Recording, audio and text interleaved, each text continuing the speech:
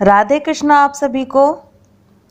सावन मास महात्म्य के अध्याय 2 में भगवान शिव सनत कुमार को श्रावण मास में व्रत की महिमा और विधि बता रहे थे। अब आगे सावन मास महात्म्य अध्याय 3, जहाँ भगवान शिव श्रावण मास में की जाने वाली भगवान शिव की लक्ष्य पूजा का वर्णन कर रहे हैं। सनत कुमार बोले, हे भगवान, आपने श्रावण मासों का संक्षिप्त वर्णन किया है।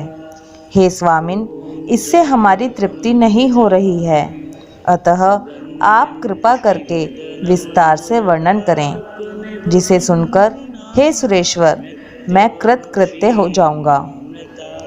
ईश्वर बोले, हे योगीश, जो बुद्धिमान नक्त व्रत के द्वारा श्रावण मास को व्यतीत करता है वह 12 महीनों में नक्त व्रत करने के फल का भागी होता है। नक्त व्रत में दिन की समाप्ति के पूर्व सन्यासियों के लिए एवं रात्रि में गृहस्थों के लिए भोजन का विधान है। उसमें सूर्यास्त के बाद की 3 घड़ियों को छोड़कर नक्त भोजन का समय होता है। सूर्य के अस्त होने के पश्चात 3 घड़ी संध्या काल होता है। संध्या वेला में आहार, मैथुन, निद्रा और चौथा स्वाध्याय, इन चारों कर्मों का त्याग कर देना चाहिए। गृहस्थ और यति के भेद से उनकी व्यवस्था के विषय में मुझसे सुनिए। सूर्य के मंद पड़ जाने पर जब अपनी छाया अपने शरीर से दुगनी हो जाए, उस समय के भोजन को यति के लिए नक्त भोजन कहा गया है। रात्रि भोजन उनके लिए नक्त भोजन नहीं होता है। तारों के दृष्टिगत होने पर विद्वानों ने गृहस्थ के लिए नक्त कहा है। यति के लिए दिन के 8वें भाग के शेष रहने पर भोजन का विधान है। उसके लिए रात्रि में भोजन का निषेध किया गया है। गृहस्थ को चाहिए कि वह विधि पूर्वक रात्रि में नक्त भोजन करे और यति, विधवा तथा विधुर व्यक्ति सूर्य के रहते नक्त व्रत करें। विधुर व्यक्ति यदि पुत्रवान हो तब उसे भी रात्रि में ही नक्त व्रत करना चाहिए। अनाश्रमी हो या आश्रमी हो अथवा पत्नी रहित हो या पुत्रवान हो, उन्हें रात्रि में नक्त व्रत करना चाहिए। इस प्रकार बुद्धिमान मनुष्य को अपने अधिकार के अनुसार नक्त व्रत करना चाहिए।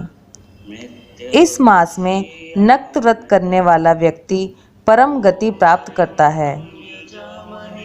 मैं प्रातः काल स्नान करूंगा, ब्रह्मचर्य व्रत का पालन करूंगा, नक्त भोजन करूंगा, पृथ्वी पर सोऊंगा और प्राणियों पर दया करूंगा। हे देव, इस व्रत को प्रारंभ करने पर यदि मैं मर जाऊं तो हे जगतपते, आपकी कृपा से मेरा व्रत पूर्ण हो। ऐसा संकल्प करके बुद्धिमान व्यक्ति को श्रावण मास में प्रतिदिन नक्त व्रत करना चाहिए। इस प्रकार नक्त व्रत करने वाला मुझे अत्यंत प्रिय होता है। ब्राह्मण के द्वारा या स्वयं ही अतिरुद्र, महारुद्र या रुद्र मंत्र से महीने भर प्रतिदिन अभिषेक करना चाहिए। हे वत्स, मैं उस व्यक्ति पर प्रसन्न हो जाता हूँ, क्योंकि मैं जलधारा से अत्यंत प्रीति रखने वाला हूँ। अथवा रुद्र मंत्र के द्वारा मेरे लिए अत्यंत प्रीतिकर होम प्रतिदिन करना चाहिए। अपने लिए जो भी भोज्य पदार्थ अथवा सुखोपभोग की वस्तु अति प्रिय हो, संकल्प करके उन्हें श्रेष्ठ ब्राह्मण को प्रदान करके स्वयं महीने भर उन पदार्थों का त्याग करना चाहिए। हे मुने, अब इसके बाद उत्तम लक्ष्य पूजा विधि को सुनिए। लक्ष्मी चाहने वाले अथवा शांति की इच्छा वाले मनुष्य को लक्ष्य विल्व पत्रों या लक्ष्य दुर्वा दलों से शिव की पूजा करनी चाहिए। आयु की कामना करने वाले को चंपा के लक्ष्य पुष्पों तथा विद्या चाहने वाले व्यक्ति को मल्लिका या चमेली के लक्ष्य पुष्पों से श्री हरि की पूजा करनी चाहिए। शिव तथा विष्णु की प्रसन्नता तुलसी के दलों से सिद्ध होती है। पुत्र की कामना करने वाले को कटेरी के दलों से शिव तथा विष्णु का पूजन करना चाहिए। बुरे स्वप्न की शांति के लिए धान्य से पूजन करना प्रशस्त होता है। देव के समक्ष निर्मित किए गए रंगवल्ली आदि से विभिन्न रंगों से रचित पद्म, स्वस्तिक और चक्र आदि से प्रभु की पूजा करनी चाहिए। इस प्रकार सभी मनोरथों की सिद्धि के लिए सभी प्रकार के पुष्पों से यदि मनुष्य लक्ष्य पूजा करे तो शिवजी प्रसन्न होंगे। तत्पश्चात उद्यापन करना चाहिए। मंडप निर्माण कराना चाहिए और मंडप के त्रिभाग परिमाण में वेदिका बनाना चाहिए। तदंतर पुण्याह वाचन करके आचार्य का वरण करना चाहिए और उस मंडप में प्रविष्ट होकर गीत तथा वाद्य के शब्दों और तीव्र वेद ध्वनि से रात्रि में जागरण करना चाहिए। वेदिका के ऊपर उत्तम लिंग तो भद्र बनाना चाहिए और उसके बीच में चावलों से सुंदर कैलाश का निर्माण करना चाहिए। उसके ऊपर तांबे का अत्यंत चमकीला तथा पंच पल्लव युक्त कलश स्थापित करना चाहिए और उसे रेशमी वस्त्र से वेष्टित कर देना चाहिए। उसके ऊपर पार्वती पति शिव की सुवर्णमय प्रतिमा स्थापित करनी चाहिए। इसके बाद पंचामृत पूर्वक धूप, दीप तथा नैवेद्य से उस प्रतिमा की पूजा करनी चाहिए और गीत, वाद्य, नृत्य तथा वेद, शास्त्र तथा पुराणों के पाठ के द्वारा रात्रि में जागरण करना चाहिए। इसके बाद प्रातः भली भांति स्नान करके पवित्र हो जाना चाहिए और अपनी शाखा में निर्दिष्ट विधान के अनुसार वेदिका निर्माण करना चाहिए। तत्पश्चात मूल मंत्र से या गायत्री मंत्र से या शिव के सहस्रनामों के द्वारा तिल तथा घृत मिश्रित खीर से होम कराना चाहिए अथवा जिस मंत्र से पूजा की गई है उसी से होम करके पूर्ण आहुति डालनी चाहिए। इसके बाद वस्त्र, अलंकार तथा भूषणों से भली भांति आचार्य का पूजन करना चाहिए। तत्पश्चात अन्य ब्राह्मणों का पूजन करना चाहिए और उन्हें दक्षिणा देनी चाहिए। जिस जिस वस्तु से उमापति शिव की लक्ष्य पूजा की हो उसका दान करना चाहिए। स्वर्णमयी मूर्ति बनाकर शिव की पूजा करनी चाहिए। यदि दीप कर्म किया हो तो उस दीपक का दान करना चाहिए। चांदी का दीपक और स्वर्ण की वर्तिका अर्थात बत्ती बनाकर उसे गोघृत से भरकर सभी कामनाओं और अर्थ की सिद्धि के लिए उसका दान करना चाहिए। इसके बाद प्रभु से क्षमा प्रार्थना करनी चाहिए और अंत में 100 ब्राह्मणों को भोजन कराना चाहिए।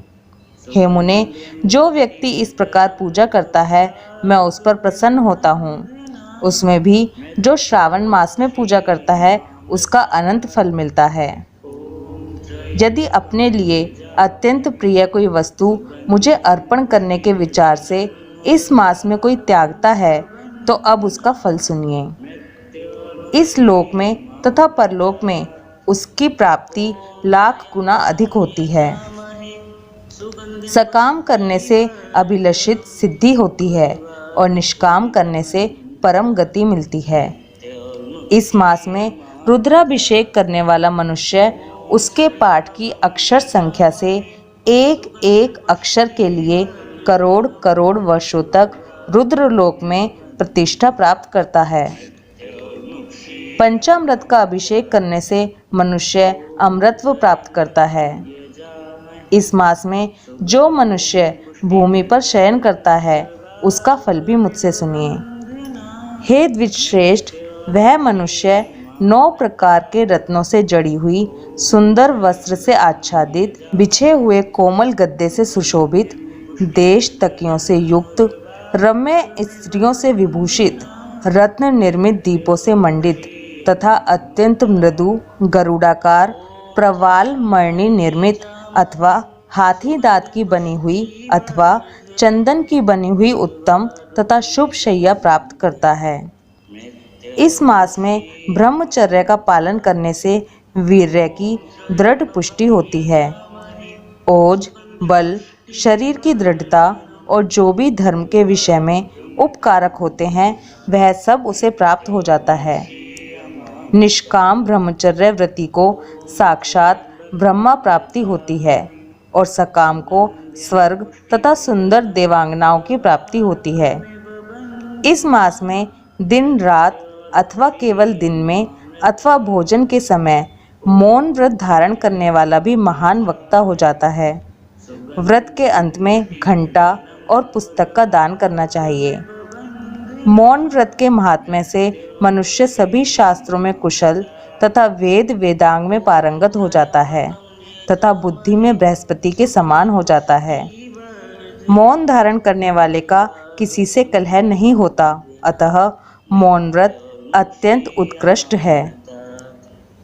इस प्रकार श्री स्कंद पुराण के अंतर्गत ईश्वर सनत कुमार संवाद में श्रावण मास महात्म्य में तीसरा अध्याय पूर्ण हुआ। हर हर महादेव।